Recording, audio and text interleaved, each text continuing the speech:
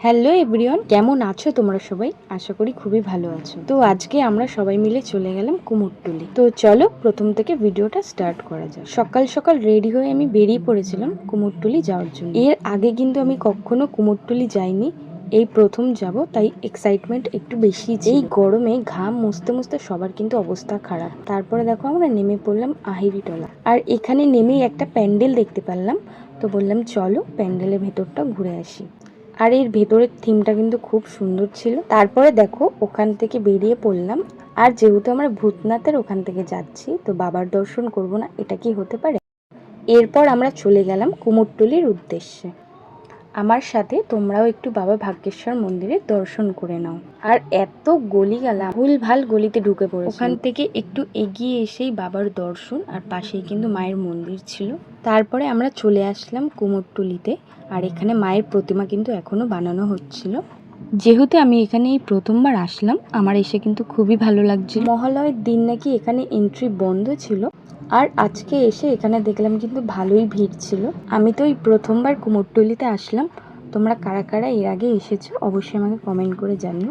তারপরে দেখো এখান থেকে মায়ের প্রতিমা নিয়ে যাওয়া হচ্ছে। তিনজনে মিলে এখান থেকে খেয়ে নিলাম গোলা, আর এখানে সবাই আলাদা আলাদা ফ্লেভার নিয়েছিলাম, তাই ও আমাকে একটু টেস্ট করালো। আর এই ছোট ছোট লক্ষ্মীর প্রতিমাগুলো কিন্তু খুব সুন্দর লাগছিল দেখতে। দেখতে দেখতে কত তাড়াতাড়ি না পুজো চলে আসলো। তারপরে সবাই মিলে ওখান থেকে ফটো তোলার পর বেরিয়ে পড়লাম। এই মন্দিরেও সবাই মিলে একটু প্রণাম করে নিলাম। আর এখানে দেখো বস্তা দিয়ে প্যান্ডেল করেছে, আর এখানে দেখো মায়ের ত্রিনয়নীটা কত সুন্দরভাবে করা হয়েছিল। গাছের ফুল তো গাছেই ভালো লাগে, তাই না? তাও আমাকে কিন্তু একটা ফুল ছিঁড়ে দিল। আর এইসব ছোট ছোট মোমেন্ট কিন্তু একটা টাইমে স্মৃতি হয়েই থেকে যাবে। তারপরে ওর ভাগনা কিন্তু আমাদের ভিডিও করে দিচ্ছিল, আর ব্যাকগ্রাউন্ড মিউজিকটাও ওই দিয়ে দিচ্ছিল।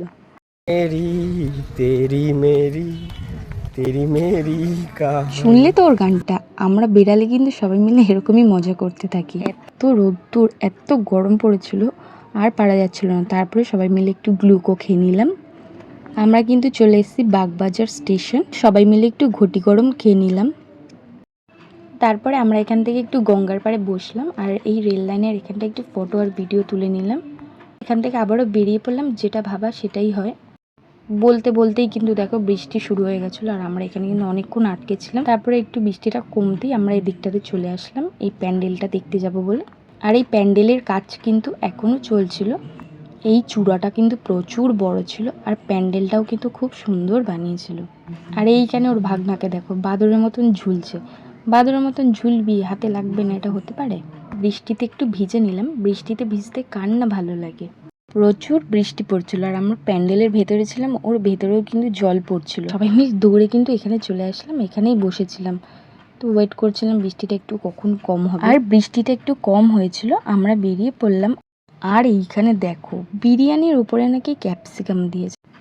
আমি তো এর আগে কখনোই বিরিয়ানির সাথে ক্যাপসিকাম খাইনি। তারপরে খেয়ে দিয়ে আমরা সবাই বাসে উঠে পড়লাম, আর নেমে পড়লাম কেষ্টপুর। তারপরে ওরা দুজন কিন্তু আমাকে অটো পর্যন্ত ছেড়ে দিল। তো চলে আসলাম বাড়ির দিকে। আজকের ভিডিওটা এই পর্যন্তই। ভিডিওটি ভালো লাগলে একটি লাইক করে দিও, আর কমেন্ট করতে ভুলো না। আর দেখা হচ্ছে নেক্সট ভিডিওতে। বাই।